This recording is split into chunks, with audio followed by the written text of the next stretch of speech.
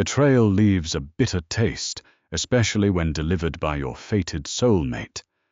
Cast out into the unforgiving wilderness for lacking a wolf's strength, one woman defied her tragic destiny. She didn't just survive the lethal exile. She conquered the neighboring lands, returning as the ruthless queen of a rival pack. Autumn of 1342 brought a bitter chill to the great hall of Iron Ridge, though the temperature was nothing compared to the icy glares directed at Giselle Carter. Born to a humble apothecary in the border town of Oak Haven, Giselle possessed no claws, no fangs, and no ancient lineage. What she did possess was the mark of the fates, a crescent scar on her collarbone that designated her as the true mate to Akram Daniels, the Alpha King of the Western Territories. For a year she had tried to rule beside him, but the Court of Wolves despised her fragile human nature. Akram stood at the head of the long oak table, his broad shoulders tense under his fur-lined mantle. He was a man of immense physical power, yet politically he was a captive of his own council.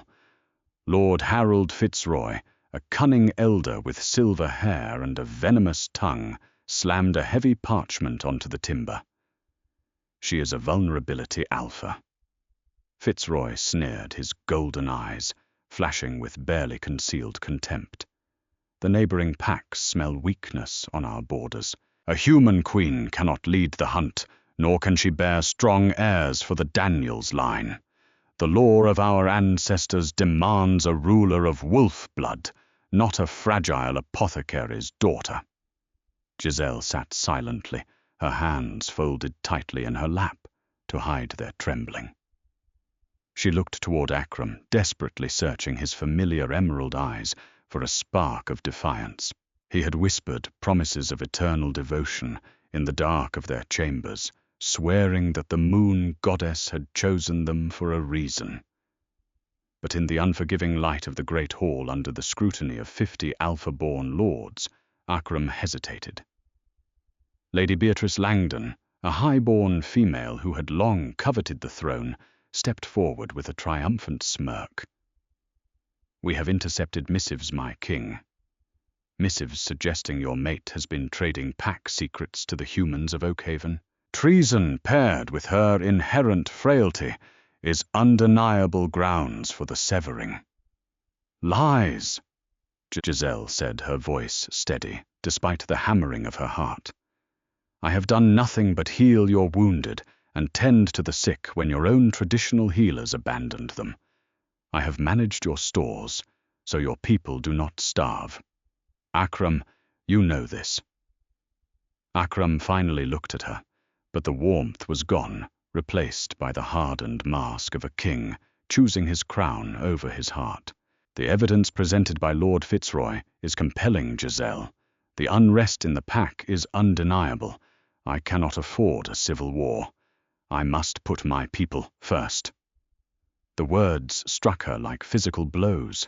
The severing of a mate bond was a brutal, agonizing ritual that often drove the rejected party to madness or death. Akram raised his voice, echoing against the stone walls, so every wolf in the keep could hear. "I, Akram Daniels, Alpha King of Iron Ridge, hereby reject Giselle Carter as my mate and queen. I strip her of our protection and banish her to the dead marches. Should she return, her life is forfeit." A searing pain ripped through Giselle's chest, a metaphysical tearing of her very soul. She collapsed to the cold stone floor, gasping for air, as the bond shattered into 1,000 jagged pieces. The courtiers watched with cold indifference. Some even laughed softly. Through tear-blurred vision, she saw Akram turn his back on her, walking away as heavily armored guards moved in to drag her from the hall. They stripped her of her royal silks, tossing her a simple woolen cloak and a leather water skin, before thrusting her out the heavy iron gates. The Dead Marches were a treacherous expanse of untamed wilderness, separating the Western Territories from the East. It was a place where exiled rogues, vicious predators, and starvation claimed even the strongest wolves. For a human, it was a guaranteed death sentence. Days bled into nights as Giselle wandered the barren landscape. The physical agony of the broken bond manifested as a constant burning fever. She survived only by relying on the botanical knowledge her father had taught her in Oakhaven. She sought out willow bark to dull the agonizing pain in her chest, gathered late-season berries to keep her strength up, and drank from muddy streams she painstakingly purified with crushed charcoal. Her velvet slippers quickly wore through her feet, blistering and bleeding over the jagged rocks. Yet with every mile she put between herself and Iron Ridge, a new sensation began to replace her crushing despair-anger. A cold, clarifying rage settled deep in her bones. Akram had chosen power and convenience over her. He had believed the transparent manufactured lies of Fitzroy and Langdon because it was easier than fighting for his mate. The naive, gentle girl from Oakhaven died in those desolate marches, replaced by a woman forged in profound betrayal and tempered by ruthless survival. After 2 weeks of grueling travel, Giselle collapsed at the edge of a dense, dark forest. Her vision was failing, her body completely depleted by starvation and the lingering trauma of the rejection. As the heavy darkness pulled her under, the last thing she heard was the crunch of heavy boots on dead leaves and a deep, unfamiliar voice commanding, "Hold, this one is still breathing." Consciousness returned slowly, heralded by the scent of pine wood smoke and roasting meat. Giselle opened her eyes to find herself in a spacious, dimly lit tent. She was lying on a bed of thick, luxurious furs, her wounds bound with clean linen and a soothing salve that smelled strongly of comfrey and yarrow. "Drink this," a gruff voice instructed. She flinched, turning her head to see a towering figure standing beside the cot. He was ruggedly handsome, with midnight black hair tied back at the nape of his neck and striking amber eyes that studied her with intense, calculating curiosity. This was Rowan Gallagher Alpha of the Obsidian Valley Pack, the sworn ancient rivals of Iron Ridge. Giselle accepted the wooden cup with trembling hands, downing the bitter broth. "Why am I alive?" she rasped, her throat raw. "My border patrol found you half dead in the marches," Rowan said, crossing his massive arms over his leather-clad chest. "You carry the scent of Iron Ridge, but also the unmistakable stench of a forcefully severed bond. Daniels threw you away. He exiled me," Giselle corrected, her voice gaining a fraction of its strength. She sat up, pulling the furs tightly around her. "I am Giselle Carter, former Queen of the Western Territories." Rowan's eyebrows rose in genuine surprise. He pulled up a heavy wooden stool and sat resting his elbows on his knees. "The human mate. We heard rumors that Akram had gone mad enough to claim a human, but we didn't expect him to be coward enough to discard her to the vultures. You must be remarkably resilient to have survived the marches alone."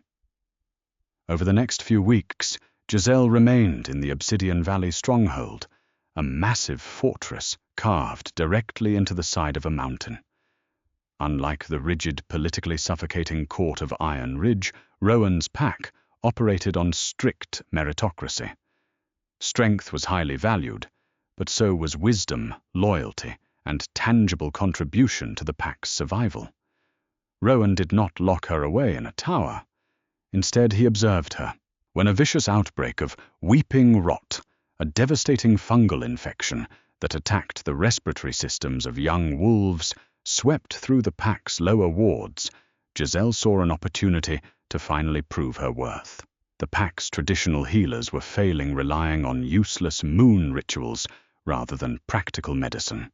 Giselle marched into the Alpha's war room, interrupting a heated council meeting. "I can cure them," she stated loudly, ignoring the shocked growls and bared teeth of the Obsidian elders. "But I need unfettered access to your apothecary stores, and 20 of your fastest wolves to gather lungwort, echinacea, and ghost mushroom from the cavern depths. Rowan stared at her, assessing the fierce, unyielding determination in her eyes. Where Akram would have cowed to the elder's outrage at a human's audacity, Rowan simply nodded. Give her exactly what she needs. If she saves our pups, she earns her keep. If she fails, she answers to me.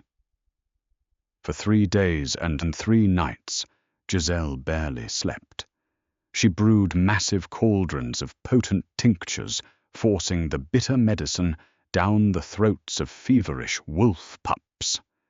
She utilized hot steam tents infused with eucalyptus to clear their failing lungs.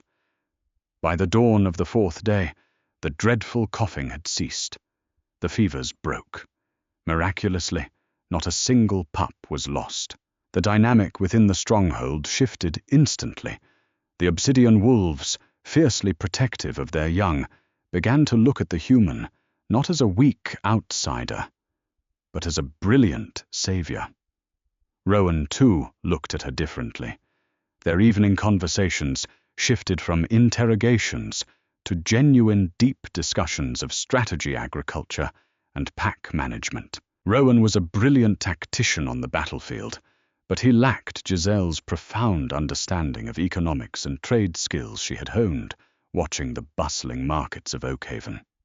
You have a sharper mind than half my generals, Rowan mused one evening as they stood on the stone balcony overlooking the sprawling valley. The winter chill was setting in, biting at their cheeks. A sharp mind was the only weapon I was ever allowed, she replied, staring out at the frosty pines. In Iron Ridge they saw my humanity as a disease. They couldn't understand that true strength comes in forms other than fangs and claws. Rowan stepped closer, his imposing presence a comforting heat against her side. Akram Daniels is a fool. He had a diamond in his hands and crushed it because he was terrified of the dark. He reached out gently, tracing the scarred white tissue of her neck where the mate mark used to reside. The touch sent an unexpected shiver down her spine, not of fear but of an awakening she thought died in the great hall. Months passed rapidly, and the partnership between the ruthless alpha and the brilliant human deepened into something profound. It was not a magical bond forced by fate or the moon goddess, but a conscious, deliberate choice. They chose each other every day. When Rowan formally asked her to stand by his side, not as a mere consort, but as his absolute equal, his queen, the entire Obsidian Valley, howled in deafening approval. Giselle Gallagher, once discarded and left to rot, was crowned under the light of a full moon. She immediately revolutionized the pack. She established lucrative trade routes with neutral human territories, significantly boosting their wealth and securing vast food supplies. She fortified their defenses using advanced engineering tactics she had studied in ancient texts. Under her co-rule, Obsidian Valley flourished like never before, becoming a dominant military and economic powerhouse. Meanwhile, a starkly different reality was unfolding back in Iron Ridge. Without Giselle's careful, meticulous management of their alliances and resources, Akram's kingdom was rapidly fracturing. Lord Fitzroy's corrupt policies had bled the common wolves dry. A severe famine had struck the Western Territories, and a strange blight was destroying their remaining crops. The pack was starving, and violent rebellion was brewing in the outer villages.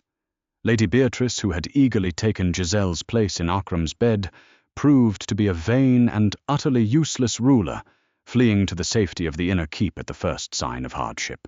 Desperate, his pride entirely broken by the agonizing suffering of his people, Akram Daniels realized he had only one option left to prevent a total collapse. He had to beg for aid from the newly risen superpower to the east. He drafted a humiliating treaty of alliance, offering massive concessions in territory and border rights in exchange for grain and medical supplies. Taking his royal guard and Lord Fitzroy, Akram rode toward the towering gates of the Obsidian Valley stronghold, completely unaware of the identity of the cunning new queen who had orchestrated his neighbor's magnificent rise to power.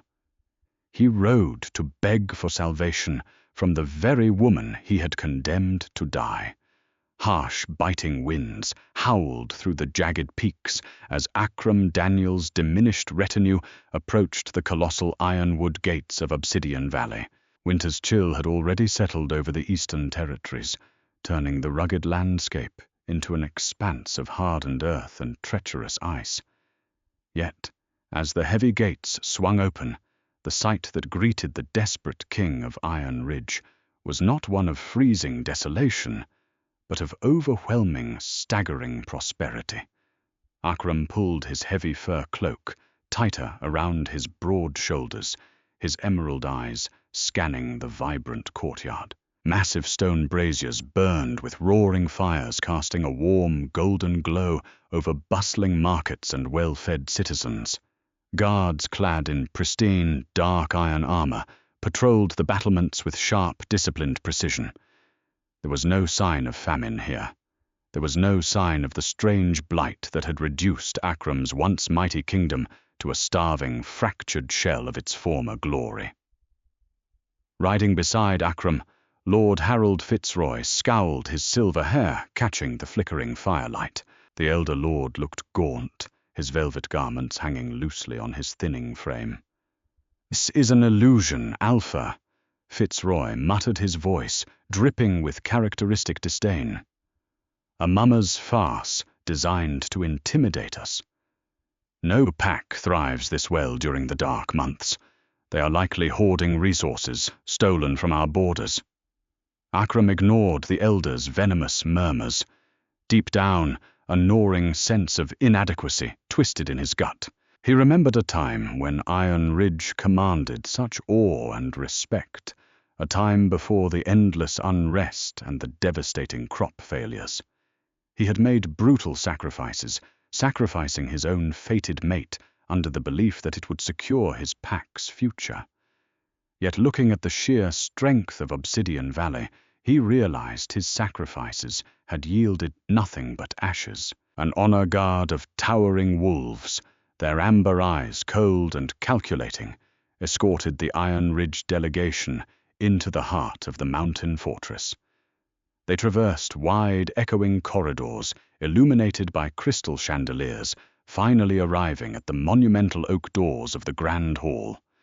As the doors groaned open, Akram braced himself. He was about to surrender a massive portion of his pride, begging his ancient rival for salvation. The Grand Hall was a masterpiece of architectural dominance. High-vaulted ceilings were supported by massive pillars of carved obsidian, and a long crimson runner stretched across the polished stone floor, leading directly to a raised dais at the far end of the chamber. Upon the dais sat two grand high seats, carved from ancient timber and dark steel.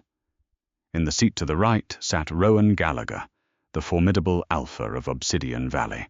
He looked like a god of war, dressed in tailored leather and dark tunics, his imposing frame exuding absolute unyielding authority. But it was the figure in the left seat that commanded the room's gravity. She sat completely still, draped in magnificent layers of deep emerald velvet and dark silk. A delicate veil of midnight lace obscured the upper half of her face, but her posture was flawless, a perfect blend of regal grace and terrifying confidence. A crown forged of dark iron and polished obsidian rested upon her head, symbolizing a power that clearly rivaled Rowan's own. Akram and Fitzroy stopped at the base of the dais.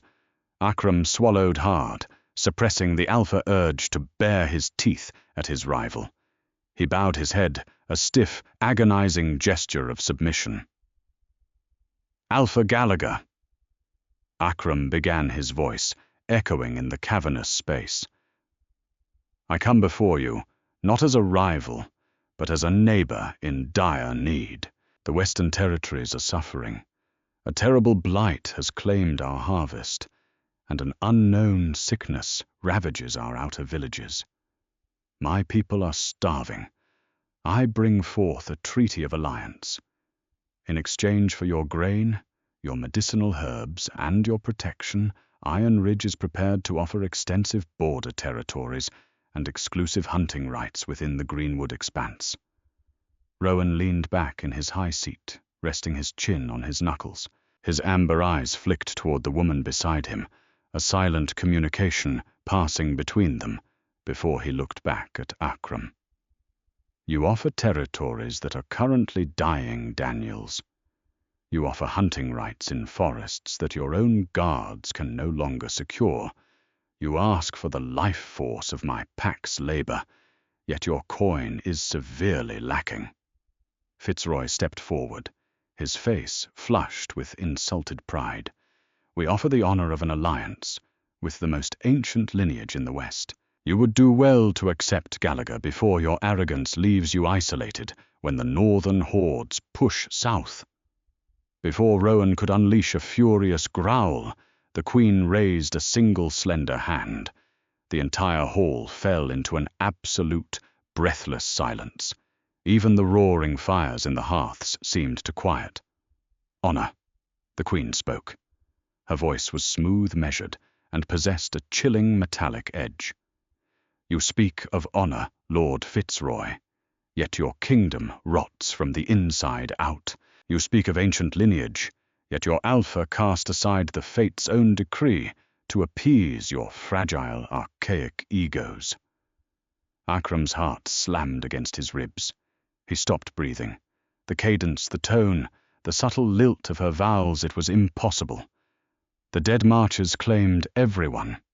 It was an absolute certainty. The Queen stood up. She moved with a predatory elegance, descending the first 2 steps of the dais. Slowly, deliberately, she reached up and pulled the dark lace veil from her face, letting it fall to the stone floor. Akram staggered backward, all the color draining from his face. No, he breathed out, his voice cracking entirely. No, it cannot be. Giselle Carter looked down at him, her expression a terrifying mask of absolute indifference. The frightened, desperate apothecary's daughter he had abandoned in the great hall of Iron Ridge was gone. In her place stood a magnificent, terrifying sovereign. The crescent scar on her collarbone, the mark of the fates he had callously shattered, was visible above the neckline of her velvet gown, but it was no longer a symbol of rejection. It looked like a badge of triumph. "Hello, Akram," Giselle said, her voice ringing clear and steady. "It seems the harsh winters of the marches were not quite enough to end my story." Total chaos erupted in the minds of the Iron Ridge delegation.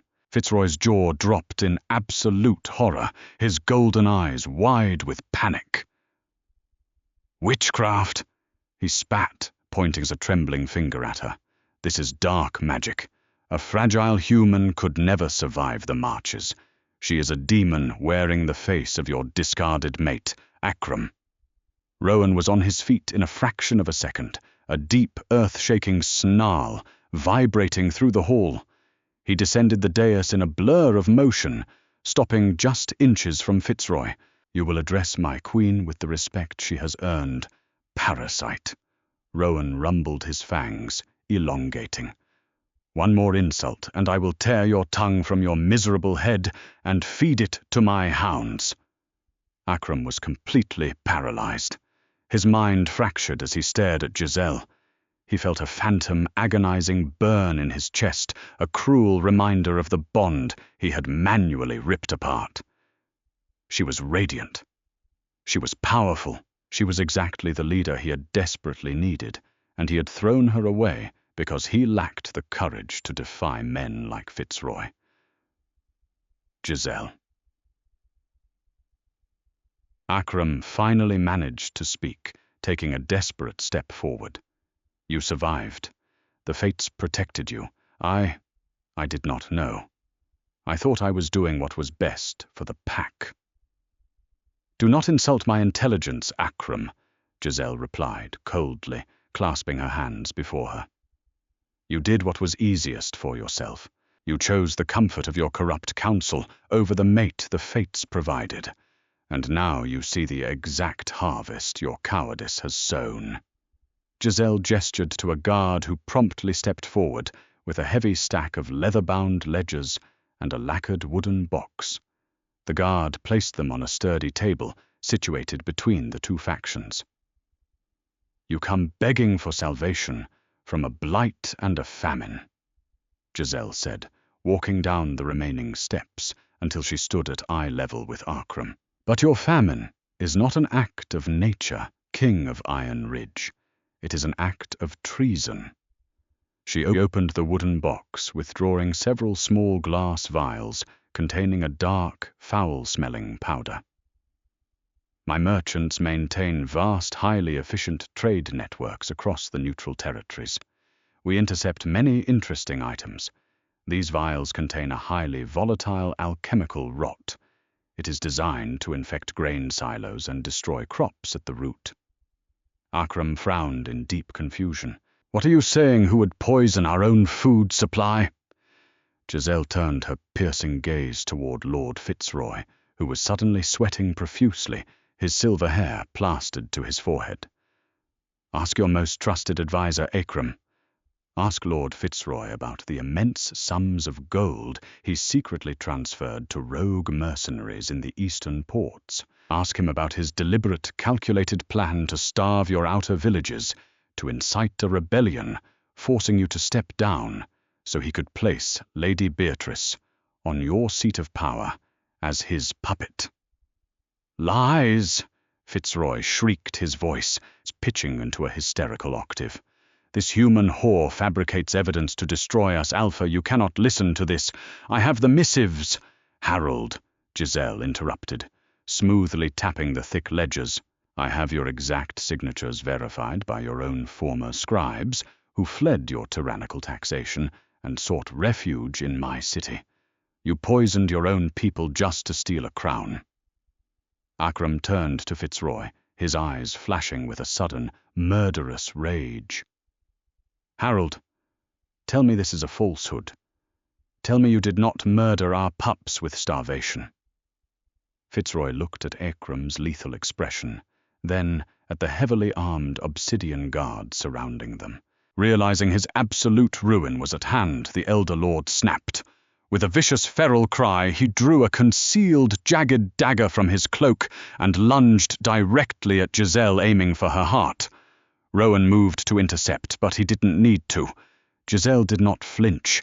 She simply pivoted smoothly on her heel, sidestepping the frantic thrust. As Fitzroy stumbled past her, the captain of her personal guard slammed the butt of his heavy spear into the back of Fitzroy's knees, sending the traitor crashing hard onto the stone floor.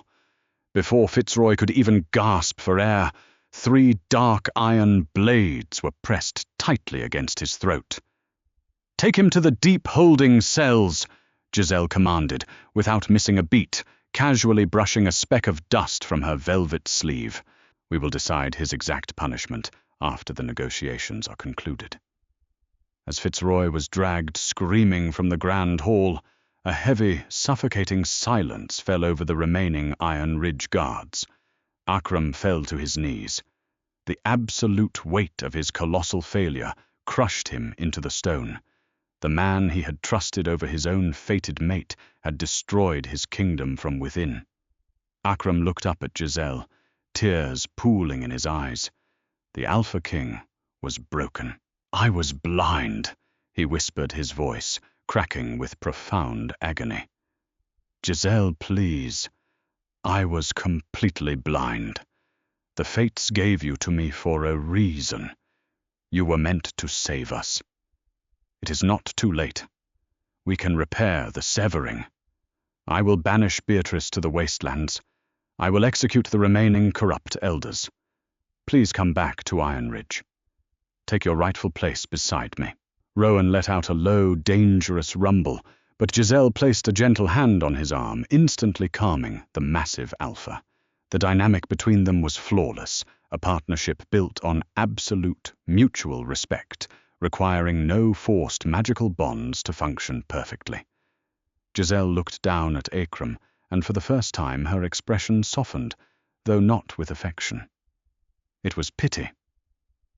"My rightful place is exactly where I am standing, Akram," she said, her voice echoing with profound finality. "The fates didn't make me your savior. They gave you a choice. You chose to let me die.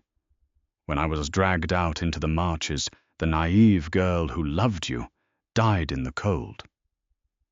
Rowan found me. He did not lock me away or hide my humanity. He gave me the tools to build an empire, and he stood back to watch me rise. I am his equal. I am the queen of Obsidian Valley, and I will never leave my home." Akram bowed his head, a single tear slipping down his hardened cheek, splashing onto the cold stone. He had lost everything. "Now," Giselle continued, her tone shifting back to the sharp, calculated demeanor of a supreme ruler.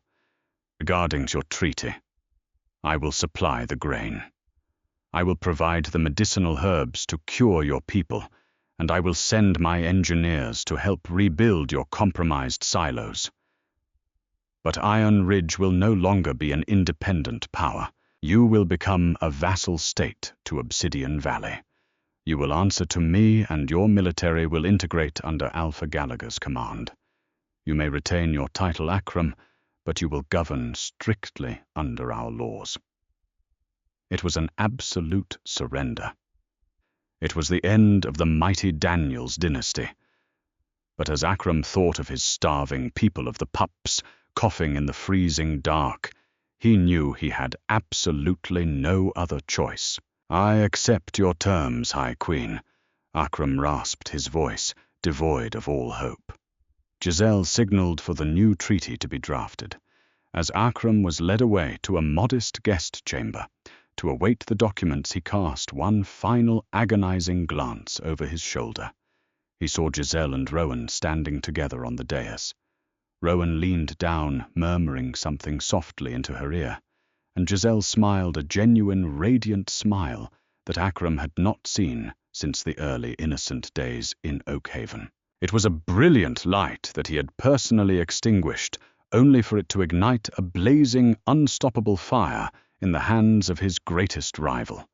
The apothecary's daughter had not just survived the exile, she had conquered the entire realm, leaving him to reign over nothing but regrets. What a twist of fate, from a discarded heartbroken mate, left to perish in the unforgiving wilderness, to the formidable and brilliant queen of the most powerful pack in the realm. Will Akram survive the absolute shock of seeing Giselle sitting on the obsidian throne? Drop a comment below with what you think Akram's reaction will be. If you loved this epic tale of betrayal, survival, and ultimate revenge, hit that like button, share with your friends, and subscribe to our channel for more thrilling werewolf drama.